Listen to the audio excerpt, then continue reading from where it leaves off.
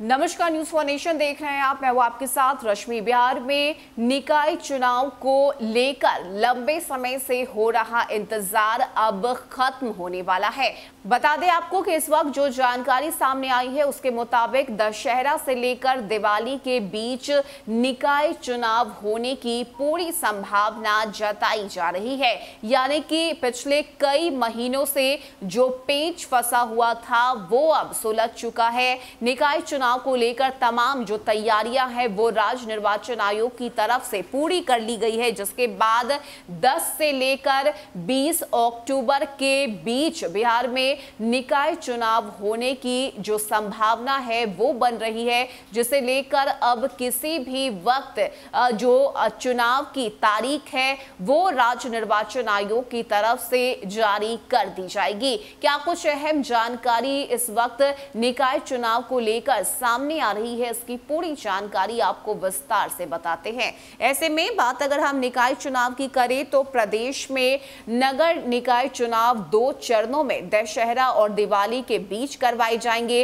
राज्य में नगर पालिका चुनाव 10 और 20 अक्टूबर के बीच 2 चरणों में हो सकते हैं। दशहरा के बाद और दिवाली के पहले 2 चरणों में नगर पालिका चुनाव संभव कराए जाने को लेकर तैयारियां अपने अंतिम चरण में है। राज्य निर्वाचन आयोग ने सभी जिलों को निर्देश दिया है कि पहले चरण के मतदान के लिए 8 अक्टूबर तक बैलेट यूनिट में मतपत्र लगाकर तैयार कर लें। साथ ही दूसरे चरण में उपयोग आने वाले ईवीएम में 18 अक्टूबर तक बैलेट यूनिट मतपत्र के साथ तैयार करने के लिए कहा गया है। इसके साथ ही 5 अक्टूबर को विजयदशमी है, जबकि 24 अक्टूबर को दिवाली है। ऐसे में आयोग ने सभी जिलों को निर्देश दिया है कि मतदाता सूची के तहत नगर निकाय के अंतर्गत महत्वपूर्ण व्यक्तियों का नाम नहीं छूटे।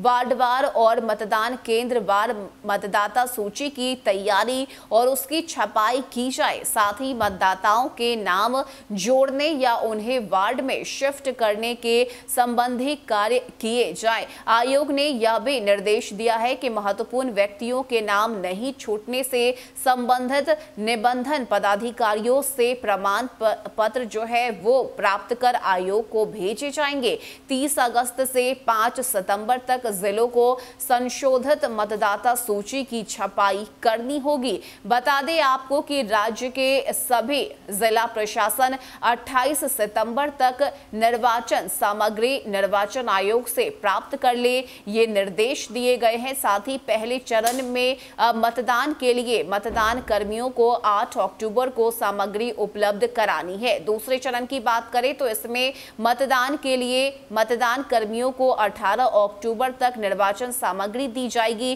पहले चरण में मतदान कर्मियों का प्रशिक्षण 8 अक्टूबर तक किया जाएगा। वहीं दूसरे चरण में चुनाव के लिए मतदान कर्मियों का प्रशिक्षण 18 अक्टूबर तक पूरा करवाया जाएगा। 30 अगस्त से लेकर 5 सितंबर तक संशोधित मतदाता सूची की छपाई जिलों को करानी होगी। बता दें कि आयोग के अनुसार अब तक 224 नगर निकायों में बूथ गठन का निर्देश जिलों को दिया गया है। आयोग ने कहा है कि बूथों के गठन में मानक का ध्यान रखा जाए, उन्हें सभी मूलभूत सुविधाएं आवश्यक हैं, इसका भी ध्यान दिया जाना जो है वो जरूरी है। साथ ही आयोग के अनुसार मतदान केंद्र की स्थापना निजी भवन में या दूसरे वार्ड में बिना 3 सदस्यीय कमेटी से जांच कराए गठित किया जाएगा। इसके कारण आयोग कार्यालय से अनुमोदन में कठिनाई आ सकती है और इससे संबंधित प्रस्ताव को वापस करना पड़ रहा है।